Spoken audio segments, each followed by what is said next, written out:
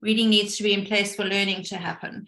So it's a tool basically for learning. So those children that struggle with reading will very often struggle with learning. And very frequently what we see is that they develop some kind of coping mechanism. The children that struggle develop a coping mechanism in those early years. And then when they start relying on reading for learning, then very often that is when the reading difficulty becomes evident. When the academic pressure increases, when the workload increases. So that's often when we see that there is a reading difficulty.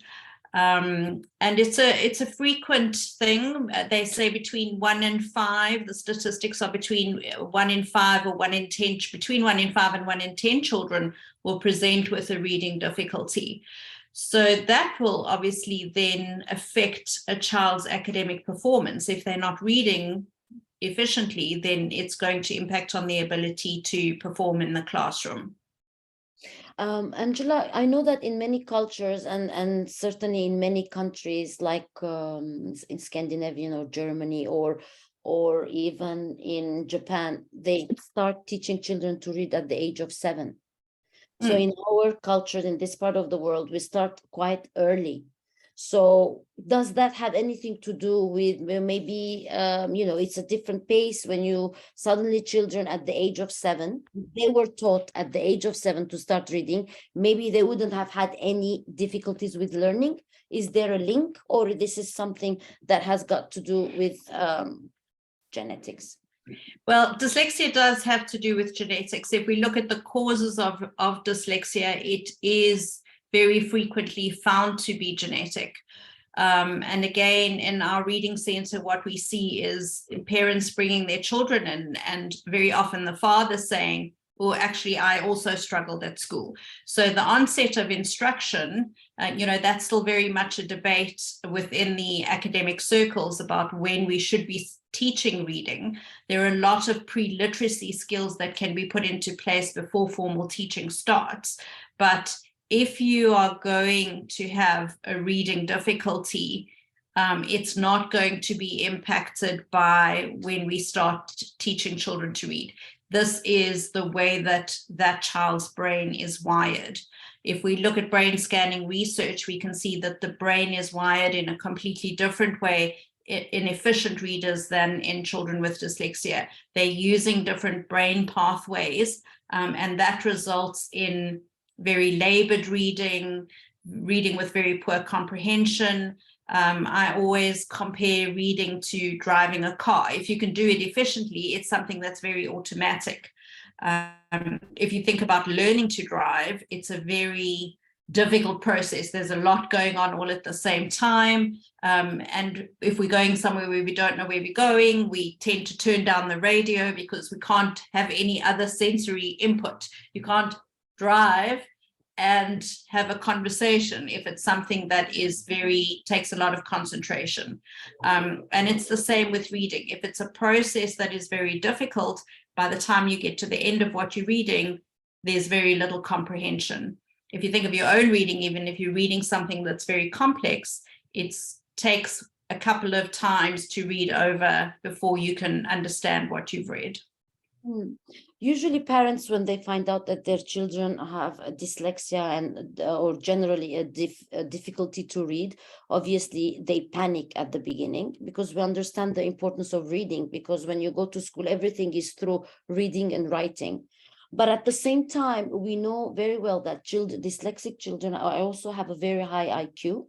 And we know very well, like it doesn't really limit them in the sense that they can graduate school successfully, they can go to university successfully. We know dyslexics that also have PhD and they are professors in universities. What sort of support did they have in their education that they were able to bridge the gap between, school, reading, homework, and everything else that they need to do to excel in their education? Because it's not a matter of IQ or anything like that. It's just, if you can elaborate, please. The first thing that you said that is really important is to understand that a diagnosis of dyslexia does not mean that you have a cognitive impairment. And very often they are very highly intelligent children and can go on to achieve anything that they wish to. I think what is very important to have, and as our discussion goes on tonight, we will explore that a little bit more, is the emotional support. So if that child has the confidence to move forward and say, my reading is not good, but I'm very creative, or my reading is not good, but I'm an excellent cricket player. If they have the confidence and the self-esteem to accept that this is a part of who they are, and the support of parents and the academic environment that they're in, the schooling or the university, if they're allowed to achieve to what their cognitive ability is, then they can go on to achieve anything. In the workshops that I present, I often tell stories of children that have come through my own center and who have gone on to become architects and doctors.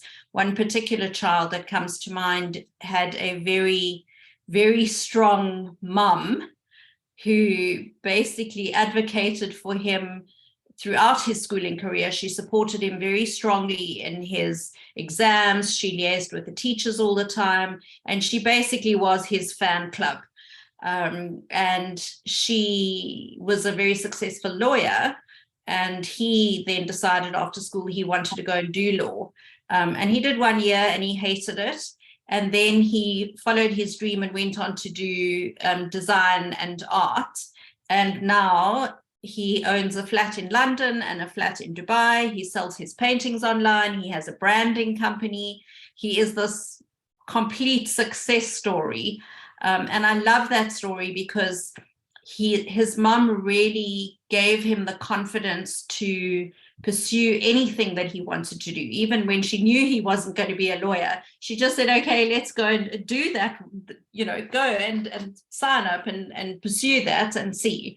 And he did 1 year and he just said, no, I hate it.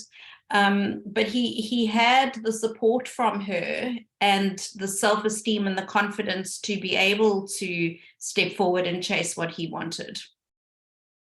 Okay, obviously that the attitude of the parents, the teachers play a huge role in the success of the children.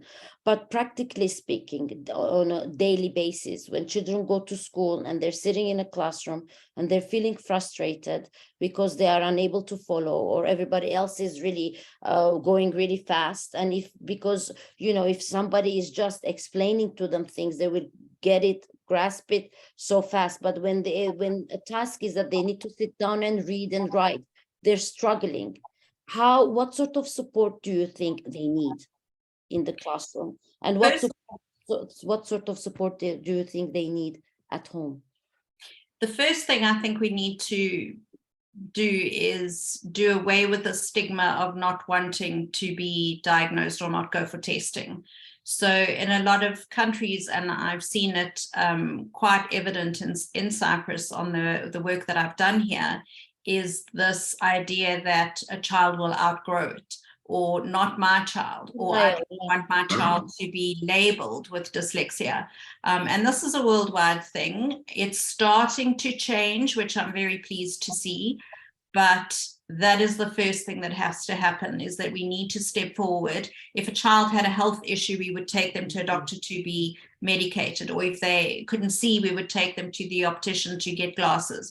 So in the same way, we need to very first, as a first step, make sure that we get the diagnosis done, so that we can definitively say this child is struggling in this area. And then the schools need to be able to support and understand. I think there's a lot of knowledge that needs to happen within the education environment, where teachers need to understand what dyslexia is, how it presents in children, and what support they can give. So every child will show different parts in their academic profile. So not everybody presents in the same way with dyslexia. Some children struggle more with spelling, or some children struggle more with auditory distinction. They struggle to hear the difference between sounds. So every child presents in a different way. And this is also why teacher education is really important, because then we need to implement individual, academic plans for children where they may have less spelling words, or they may be given additional time, or they may require to have a reader in the class so that they don't have to wade through text and then have to go back in a comprehension test, and things like that, or have the pressure of reading in an exam situation, which is already a stressful situation. So we alleviating the pressure that comes with the reading difficulty to allow them to achieve to their cognitive ability. We want to see, what do you know? If you're writing an exam, what have you learned, and have you learned that information, and can you give it back to me? And not for that not to be impacted by the difficulty. So the school really need to come to the party in terms of supporting by giving the concessions. And I think we need to also normalize what a reading difficulty is for any child. We talk about having inclusive classrooms, and that means that children have to be accepting of each other, whether it is a physical disability or a learning disability, whatever it is. We need to be raising our children to be accepting that we are all different, and that's okay. And then in terms of home life, I think for parents to be their child's biggest cheerleader, to make sure that they liaise closely with the school, that if there is an academic plan in place, that they make sure that the teachers are aware of the child's difficulty. And then to give the tools and the help that they need. Perhaps the child needs to have the information read to them, or they need to do a recording of what they need to learn so that they can hear the information and not have to read it. Basically, we're talking about assessments, because a lot of parents resist, or they have a hard time accepting to take their children through some sort of an assessment. But the problem of not assessing children is that, yes, I understand that the parents are worried about labeling children, and of course it has to be handled professionally at school, because the aim is not to label children, but the aim is, because when children go for assessment, they will also get a report that explains, a specific report for teachers that explains how this specific child is learning, and how the school can help, and how parents can help. Because at the end of the day, if you are really, because every child is special needs in any way, because some kids are more visual, some kids are more auditory, so there are different learning styles when children are studying, and we need to make sure that we teach children the way they can be taught, and not this one size fit attitude, like one size fit like schools have, most schools have. Angela, sorry. So yes, and then of course, once the assessment is done, then help is available and children excel. Otherwise, schools don't have the right to give extra time to the students for, or to bring a reader, or schools need some sort of an evidence and some sort of guidance. So it's really highly recommended that children are assessed, because that will ultimately be the turning point in their academic success. Yes, well, certainly in South Africa, there is a requirement to do an application to the Department of Education for any kind of concession. And that comes with whatever supporting document is required. So, in the form of a full psychoeducational assessment, that would need to be submitted with some kind of report from the school. So there is a path that needs to be followed in order for that child to receive those concessions. And I would imagine that it's pretty much the same here in Cyprus. But those things are in place to allow children to, as I said, to achieve to their academic level. Well, in Cyprus, there are the public sector where you can apply and you can take your child for an assessment that it takes ages. Mm, After and it takes ages for you to get the result, but also or you can take it to private assessors where they will be able to and again it takes time somehow. I don't know if there are enough psychologists specialized in assessment in Cyprus, but usually it takes time. It takes time for us until we get the report to know exactly how to support the students. Yeah. The other thing is that parents struggle or when children resist to have a reader or to have any additional help in the classroom because they don't want to feel that they are different.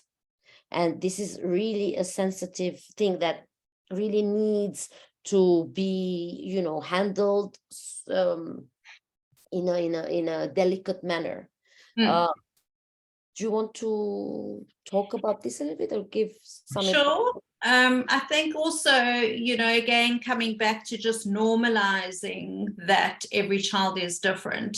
When my children are now adults, but when they were in primary school, it was a time when the school was introducing speech therapy and occupational therapy within the school environment. So children would get taken out of non-academic classes if they needed to go off to speech or to OT.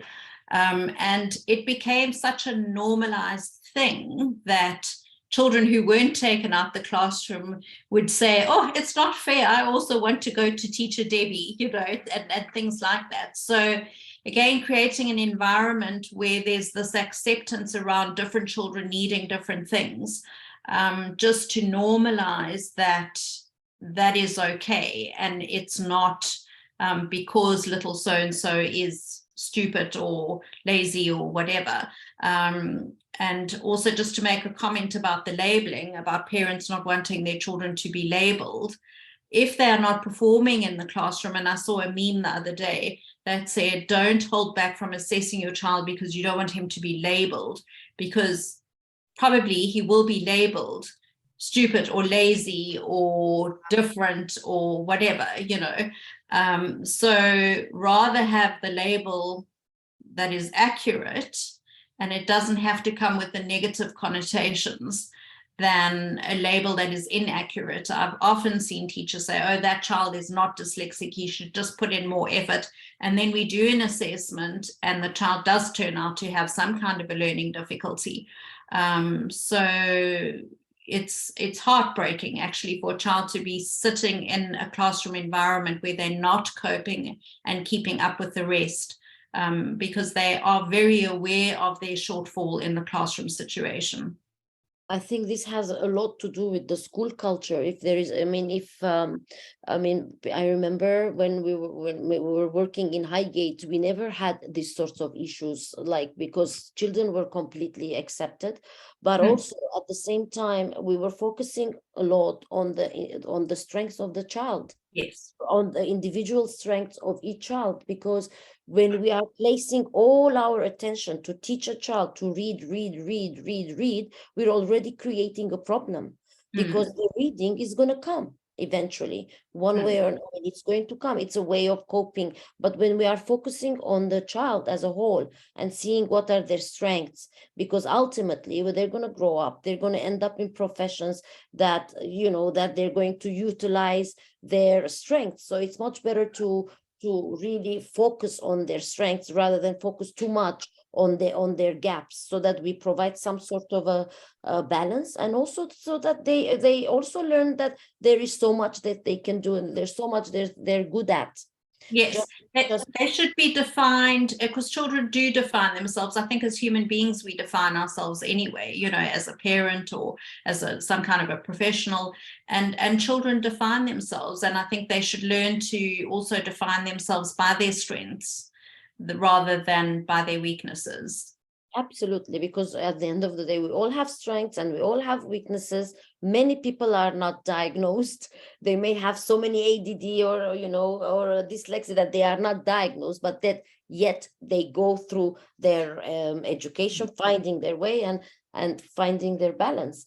But from my experience, parents that are so open and are so accepting have children that are also very accepting about it. I mean, it's not an issue at all. Yes.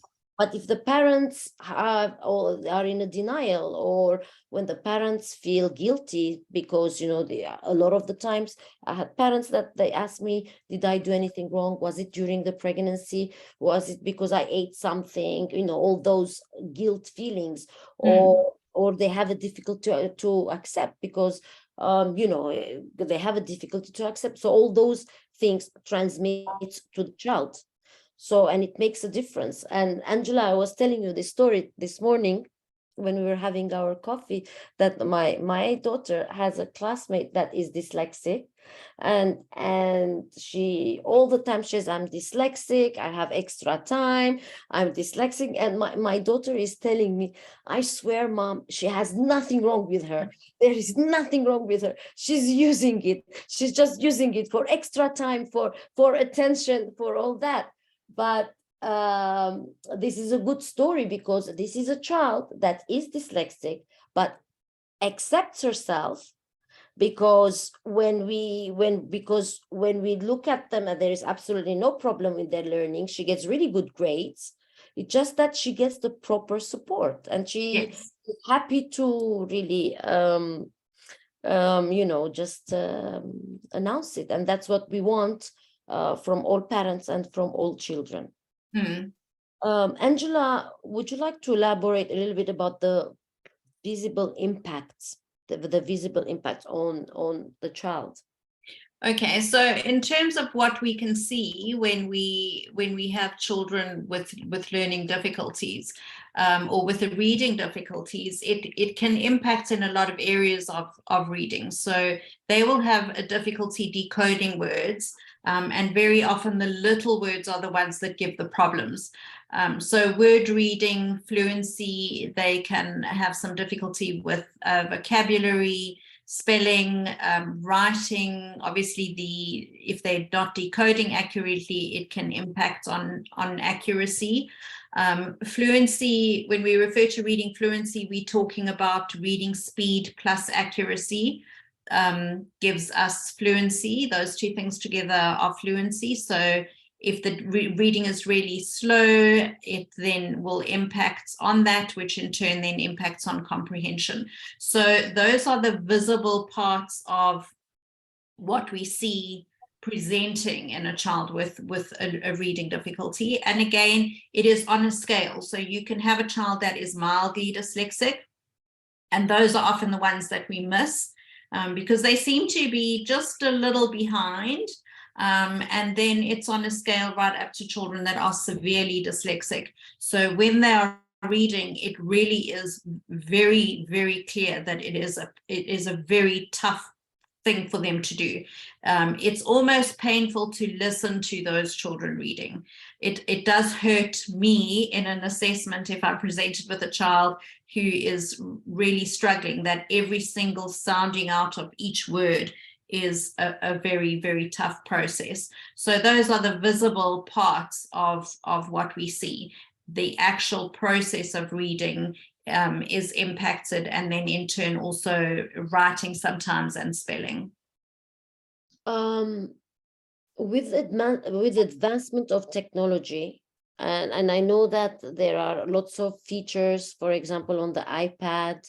I can't remember exactly where it's called, accessible, I think, accessible, something like that, where there is a reader. You don't need a reader. So the speech to text. Yes. Yeah. So there are many things that parents or schools don't know that are available for them. And I think with the advancement of technology, it has become much, much easier to support children with learning difficulties, isn't it? Yes. So we have speech to text, where children can speak and it is typed, or text to speech. So or audio books, things like that, where the article or what they are reading is then read to them. We also have something called a C pen, which is an instrument almost like a pen, and the child has a set of earphones, and as they move it along the text, the C pen actually reads to them. So there are these things that are in place that can be used technology-wise, rather than have and another person, or the child must be removed from the classroom to have a reader in a testing environment. I think it will be a very helpful webinar if we can organize how we can support children when their parents are in denial, or they don't really want to take them to for assessment, and how technology can help. Because Yes. I think parents can be more open and children can be more open because they are so drawn to technology. For example, this C-pen, the first time I was exposed to it, it was in Dubai in one of the conferences that I was attending like 4 years ago.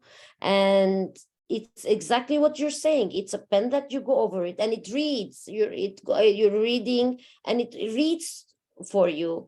But I'm not sure if they have it in so many languages or it's just in English. No, I think there are a wide variety of languages, and the more accepted that learning difficulties become, the more this technology is broadened and advances. The assessment does still need to be done, though, because in order to use a C-pen in an exam situation, you would need to have, the approved concession in place.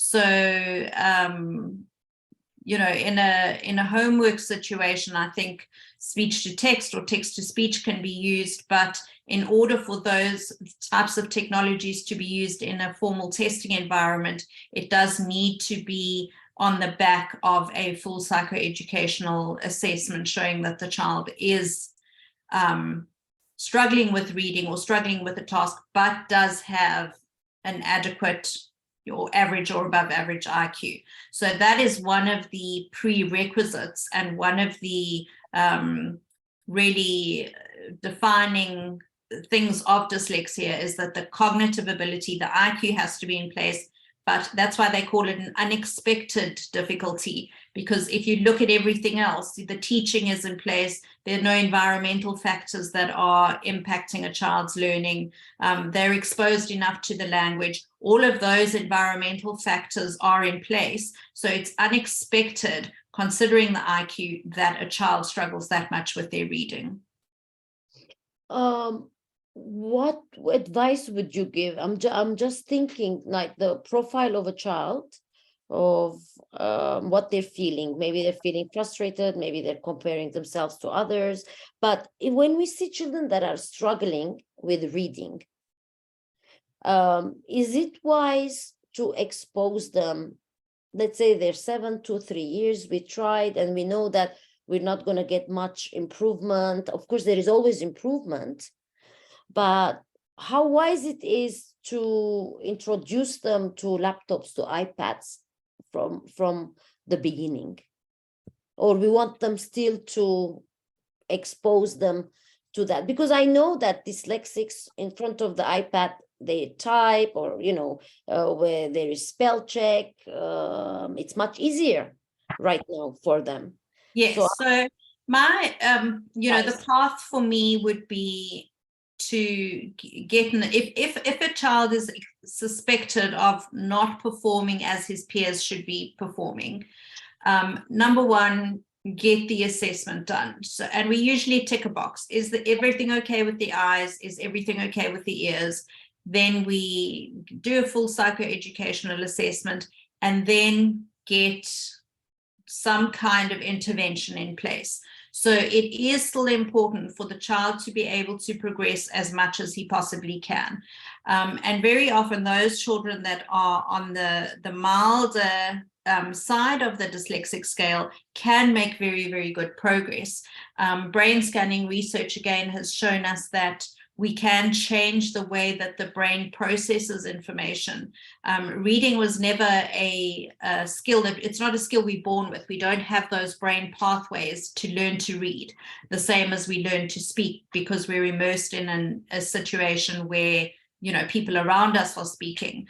So we are learning to read, and we can acquire that skill even in children with dyslexia. We can improve that skill. So we put things into place where interventions can improve the reading skill. And even for children that are severely dyslexic, we want them to be able to function in society. You know, if you presented with a form at a government office that you need to fill in, you need to be able to read it to fill it in. So technology, I think, then is a tool to assist. And as we're going through schooling, in any case, we are seeing more and more children using laptops in South Africa. Certainly, you know, very often the kids have to take laptops or, you know, some kind of tablet to school. So a lot of the teaching is moving forward in that technology way. So for those children to have that as a tool, that's great. But not to the exclusion of doing some kind of intervention. Like a balance. I mean, as they get older, of course, it's just going to be typing and it's going to be okay. I guess as they get through primary school, they should be able to develop some skills in reading and writing. There are so many actors that they are dyslexics. For example, Tom Cruise, which he said that, you know, and he needs to he needs to read and memorize, you know how it is. They get scripts. And I saw a documentary when he was talking about it, and I can't remember so many other actors, but I can't really remember right now. Tom Cruise comes to my mind. But I mean, the reason I'm bringing this example is because I want to reassure to the parents that having a learning difficulty has certain limitations.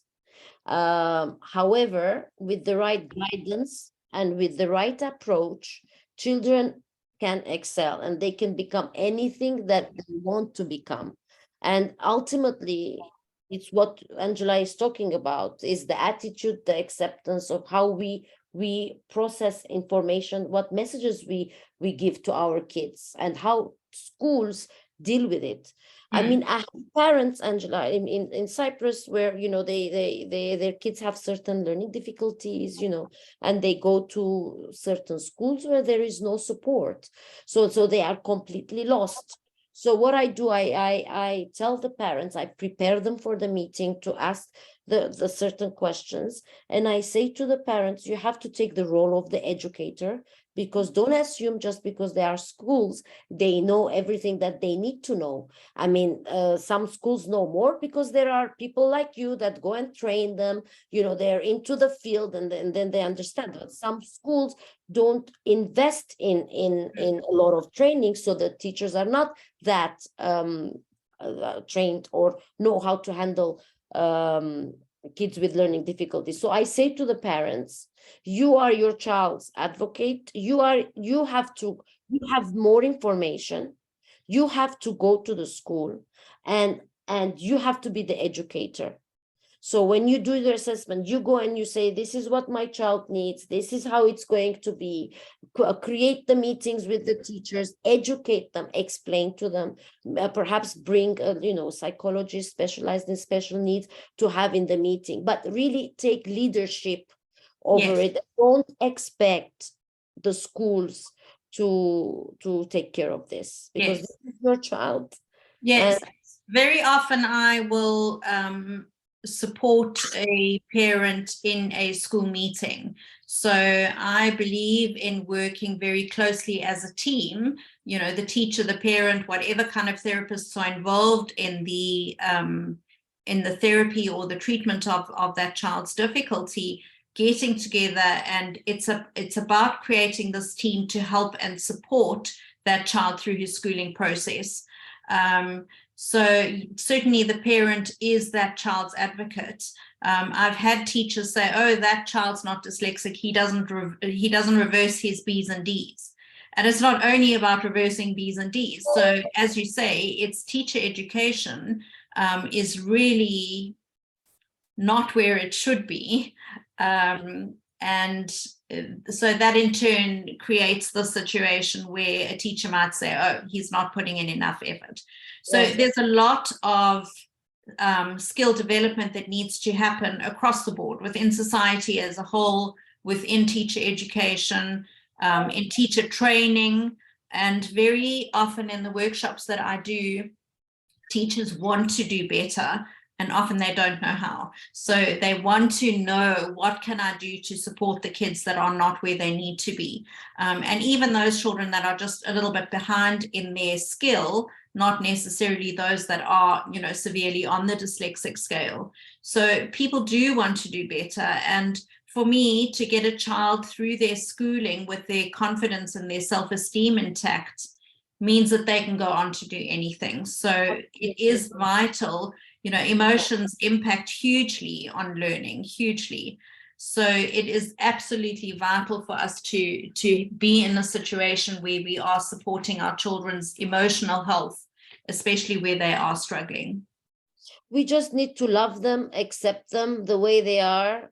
We brought them to this world, we accept them, and from there onwards, they will excel. They will. It comes down to how much we accept them.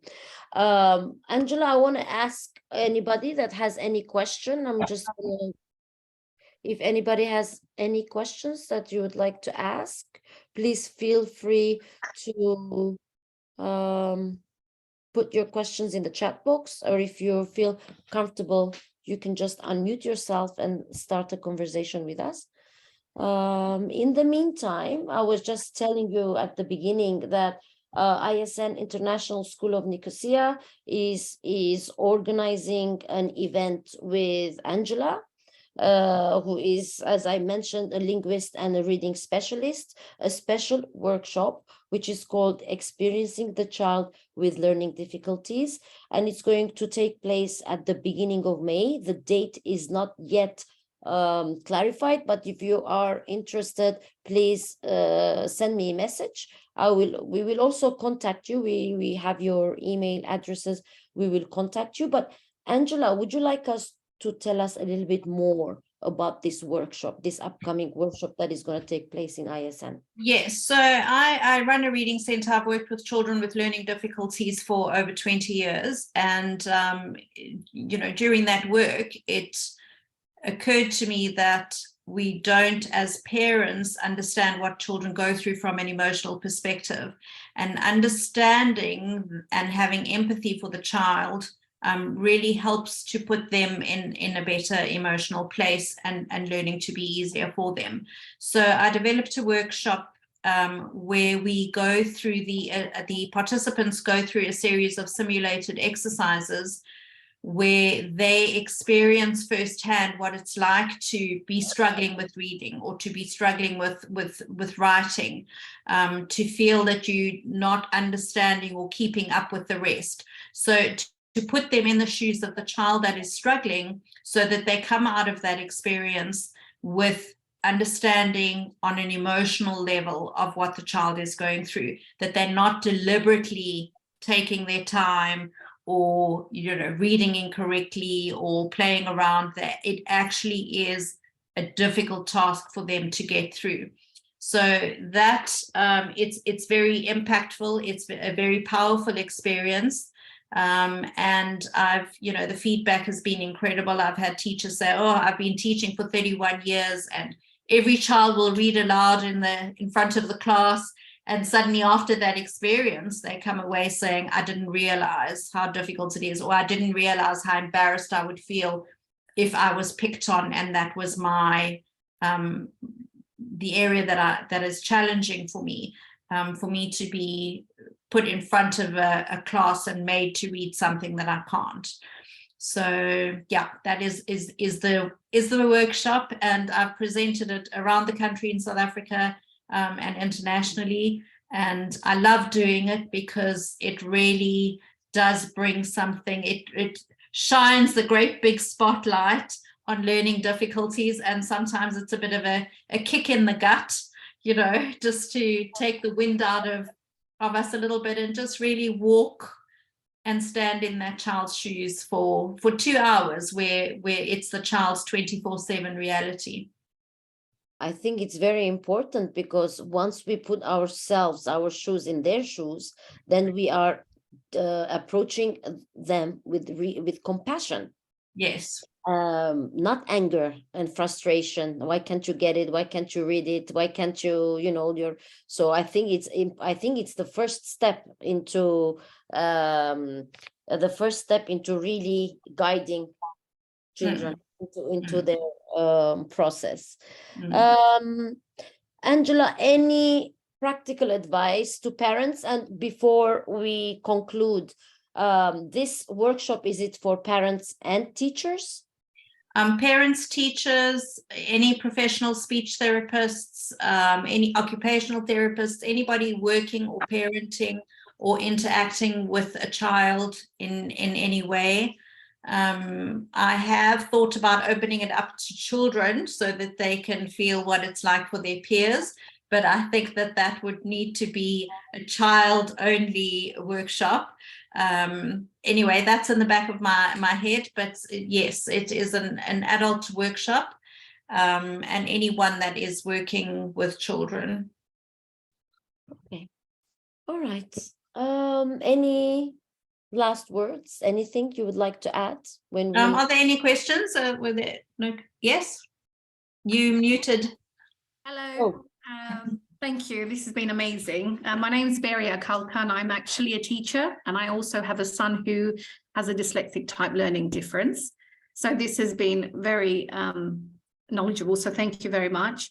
My question actually is, my son was diagnosed last year. He's actually 10 this year. Of course, my husband and I are very well aware, and we are ones that are quite excited by it, to be honest with you, because we found challenges with our son since he started school. And it was such an eye-opener for us, because we now know what we can do to help him. The thing is, my son's not aware of dyslexia and what it is, and he's not labeled, or we haven't spoken to him about it. When would you suggest we do share that with him, that, this is, something that you find challenging, but it doesn't stop you from doing this, this, and this. But we haven't had the conversation with him. But we as parents are constantly talking to teachers, and we're talking about it, but he's not aware that he's got this difference. Is he aware that his reading is not where it should be? So it's a bit funny. My son's diagnosis is he's reading at a superior level. However, his speed is lower. He loves reading. He'll pick up novels. He reads all the time. So he doesn't see his reading as a challenge. His challenge is the writing side. Like you suggested, it's the spellings, and it's also being able to process that information in his mind and record it down. He knows the writing side is his challenge, but we've been very fortunate with our school that they have put some support with him, and how we've changed homework to suit his strengths. But yes, he's aware the writing aspect is what he finds challenging. He does verbalize it. He says, I know I have, trouble with writing, but I don't think he fully understands, as he's still young, that is something that he's going to have, and it's going to be a continuous challenge that he just has to overcome through small steps. Yes. So spelling is actually the inverse of reading. So when we read, we take that code and translate it into speech. And when we're spelling, we take the speech sounds that we hear and translate it into the written code. So the one is the inverse of the other. So that it's just the flip side of the same coin, basically. Yeah. So for him, in terms of when to have that conversation, he's already saying it. I'm struggling with writing, or so I think if it just comes up in a casual sort of way, that it does have this name, dyslexia as a word is also starting to be shifted out a little. So we tend to rely to refer to it rather more as a specific learning difficulty in reading, writing, or spelling, either or and of those three areas. So the latest diagnostic manual is moving away from the term dyslexia. And for me, whether we label it or we don't label it, to get the assistance that a child needs to understand what it is and to start implementing things to assist that child is really the primary focus.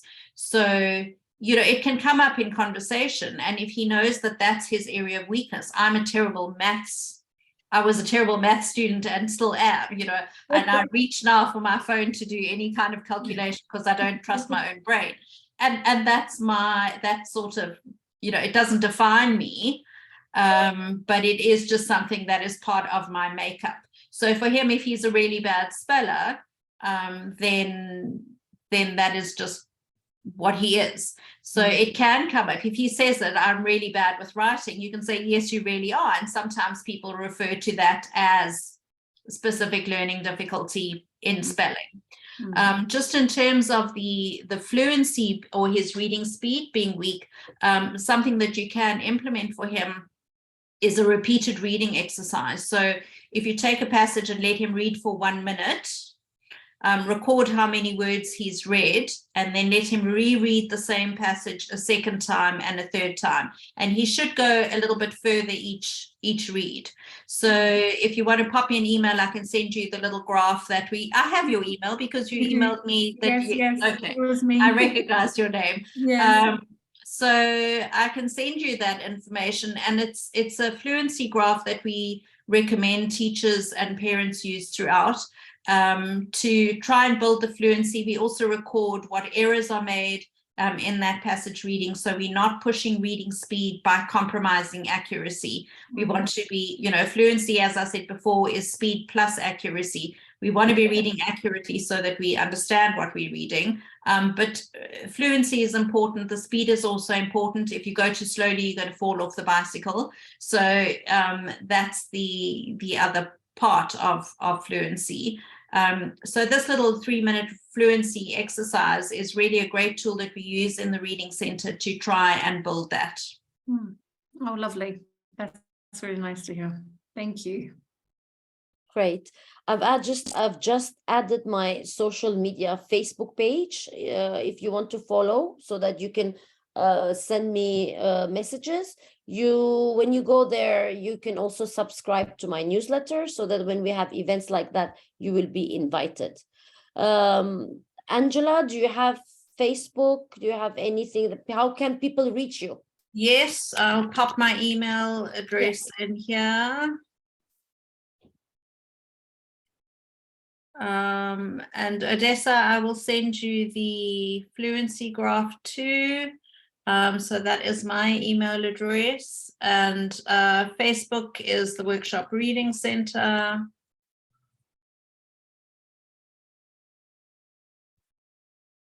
There we go. So on Facebook or just on the web. Great. And I'm just sending you the link to subscribe to my newsletter so that you are updated when we have stars like Angela joining us. And okay, then, are there any other questions? Anybody else that wants to have a question?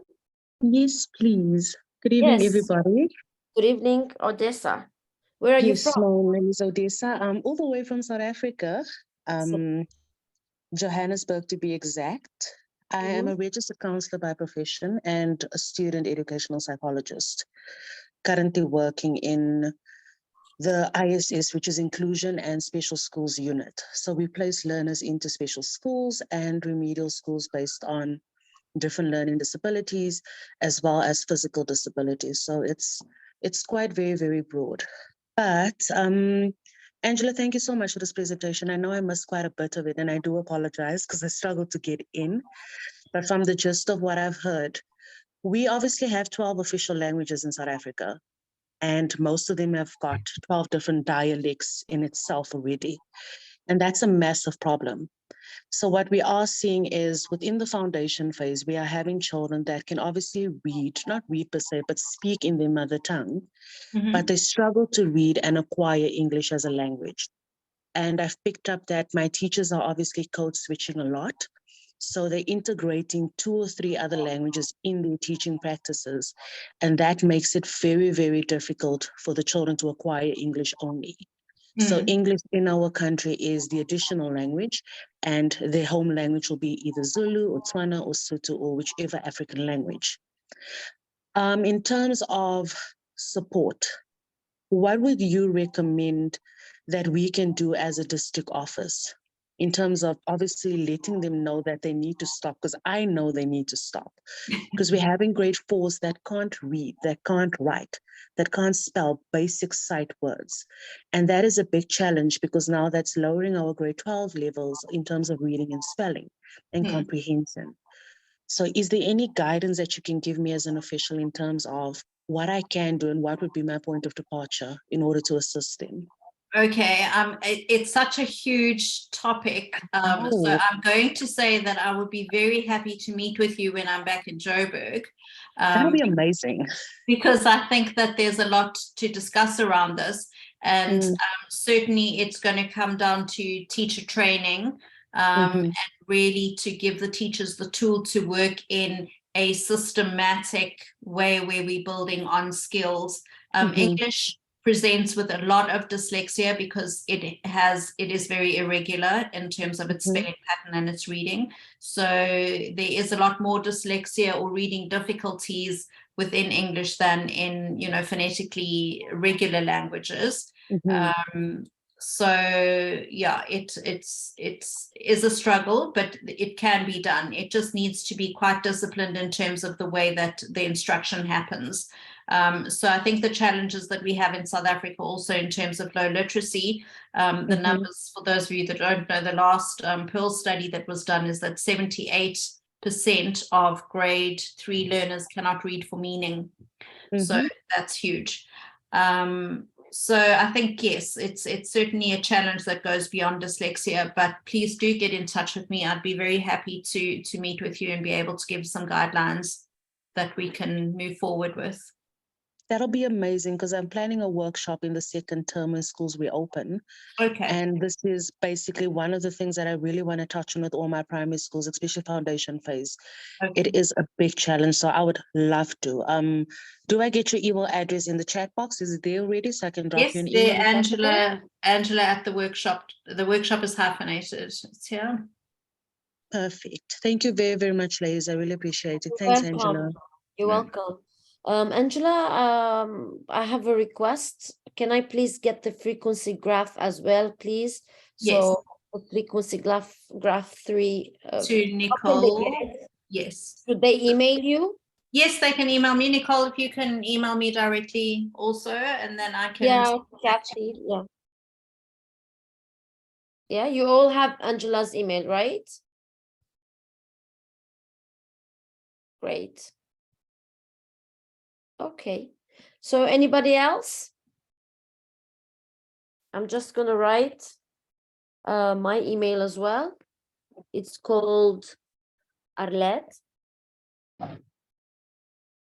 at parenttree.org. If you need any support with mindset training, how to talk to the kids, the parents, dealing with guilt, anger, acceptance, any of those things.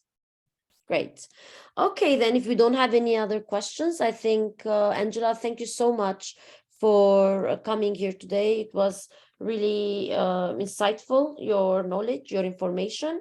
And whoever is in Cyprus, you can join the workshop, the upcoming workshop called Experiencing the Child with Learning Difficulties at the beginning of May. That is going to take place in the International School of Nicosia.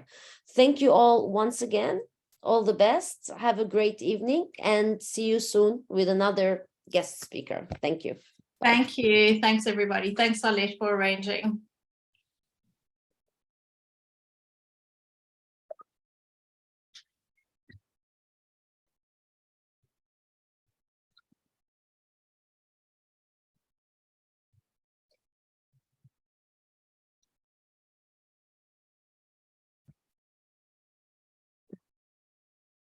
Bye-bye. Bye.